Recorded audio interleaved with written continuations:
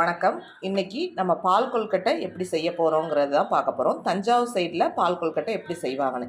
இது பச்சரிசியை ஒரு அரை மணி நேரம் நல்லா கழுவிட்டு சுத்தமாக ஊற போட்டு வடிகட்டி எடுத்து வச்சுருக்கேன். இப்போ இதை மிக்சியில் விட்டு நம்ம பவுடராக அடிக்க போகிறோம். ரேஷன் பச்சரிசியில் தான் நான் இப்போ செய்கிறேன்.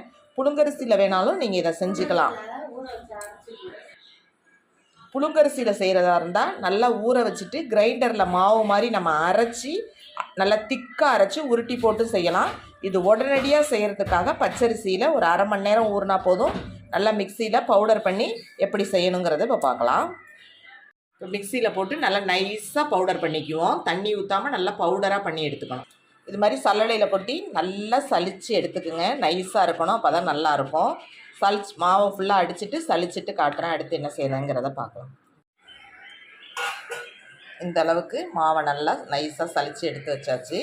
இப்போ இந்த மாவை ஒரு வெறும் எண்ணெய் சட்டியில் சிம்மில் போட்டு நல்லா வதக்கி எடுக்கணும்.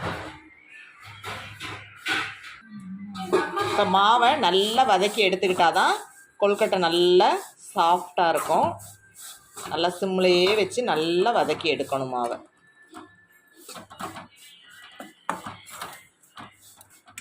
இல்லாட்டா சின்ன சின்னதாக நம்ம உருட்டி கொழுக்கட்டை புளிஞ்சோ உருட்டியோ போட்டோம்னா அழுத்தமாக இருக்கும். அதனால் நல்லா வதக்கிக்கணும். நல்லா சாஃப்டாக இருக்கிறதுக்காக தான் வதக்கிறது.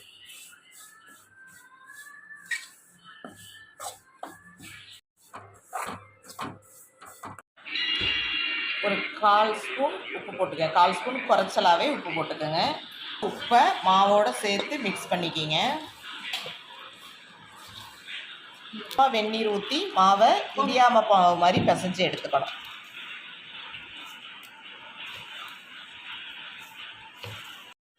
இப்போ மாவு பிசைறதுக்குள்ள வெல்லம் பாகு காய்ச்சிக்குவோம். பால் கொழுக்கட்டைக்கு ஒரு 6 வெல்லத்துக்கிட்ட குக்கரில் போட்டு ஈஸியாக பாகு காய்ச்சிடலாம். சீக்கிரமாக ஒரு விசிலில் பாகு காய்ச்சிடலாம்.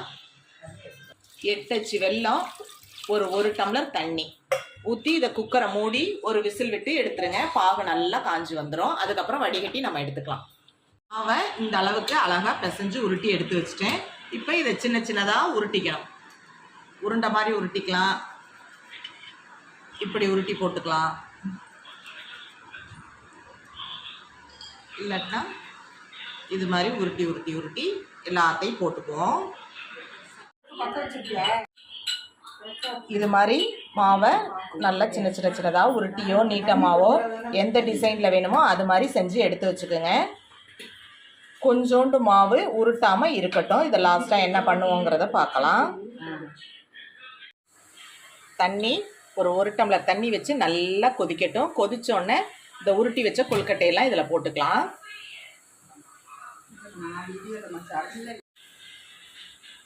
எல்லாத்தையும் போட்டோம்னா எதுவுமே கரையாது. தண்ணி நல்லா கொதிக்க வச்சு போடுங்க. அப்படியே வெந்து மேலே வரும் பாருங்க.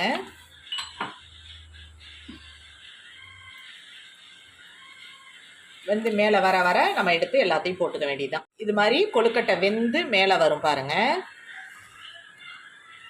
இப்போ நம்ம கொஞ்சம் கொஞ்சமாக எல்லாத்தையும் போட்டு இதிலேயே வேக விட்டுற வேண்டியதுதான்.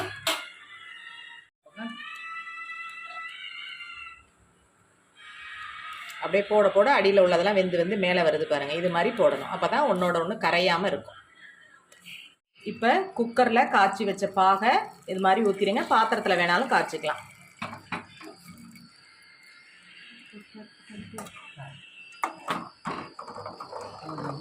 நல்லா உங்களுக்கு இனிப்பு சாப்பிடுவீங்கன்னா உங்கள் டேஸ்ட்டுக்கு தகுந்த மாதிரி ஊற்றிக்கிங்க.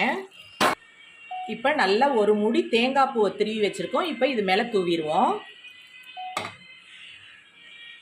தேங்காய் பூ போட்டால் தான் நல்ல டேஸ்ட்டாக இருக்கும். லாஸ்ட்டாக தேங்காய் பூ போட்டுட்டு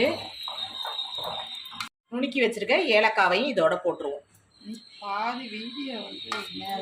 இது மாதிரி நல்லா கொதிச்சுக்கிட்டு இருக்கிறப்ப நம்ம கொஞ்சோண்டு மாவு எடுத்து வச்சுருந்தோம் பாருங்கள். அதை கரைச்சி இதில் ஊற்றினோம்னா நல்ல ஒரு திக்னஸ் கொடுத்துரும். இப்போ கரைச்சி வச்சுருக்க அரிசி மாவை இதில் ஊற்றிடுவோம். அப்போ தான் திக்காக இருக்கும். உங்களுக்கு திக்காக இருந்துச்சுன்னா ஊற்ற வேண்டியதில்லை. அதை ஊற்றினோன்னா நல்ல ஒரு திக்னஸ் கொடுக்கும் பாருங்கள். இப்போ எல்லாம் சேர்ந்து நல்லா கொதிச்சு வரட்டும், பார்க்கலாம். இப்போ இந்த அளவுக்கு நல்லா திக்காயிருச்சு. நல்லா கொதிக்க கொதிக்க இருக்குது. இப்போ ஸ்டவ் ஆஃப் பண்ணிடுவோம். இதை நம்ம வேற ஒரு பாத்திரத்தில் மாற்றும் போது இன்னும் கூட நல்லா திக்காகும். பால் கொழுக்கட்டை ரெடி ஆயிடுச்சு. இப்போ பால் கொழுக்கட்டை ரெடி ஆயிடுச்சு. இந்த பாரம்பரியமான பால் கொழுக்கட்டை ரெசிபி ரெடி ஆயிடுச்சு. நாங்கள் தஞ்சாவூர் சைடு இது மாதிரி தான் செய்வோம். இந்த பால் கொழுக்கட்டை ரெசிபி உங்களுக்கு பிடிச்சிருந்துச்சுன்னா லைக் பண்ணுங்கள், ஷேர் பண்ணுங்கள், கமெண்ட் பண்ணுங்கள், சப்ஸ்கிரைப் பண்ணுங்கள். மறக்காமல் பெல் பட்டனை கிளிக் பண்ணுங்கள். தேங்க்யூ.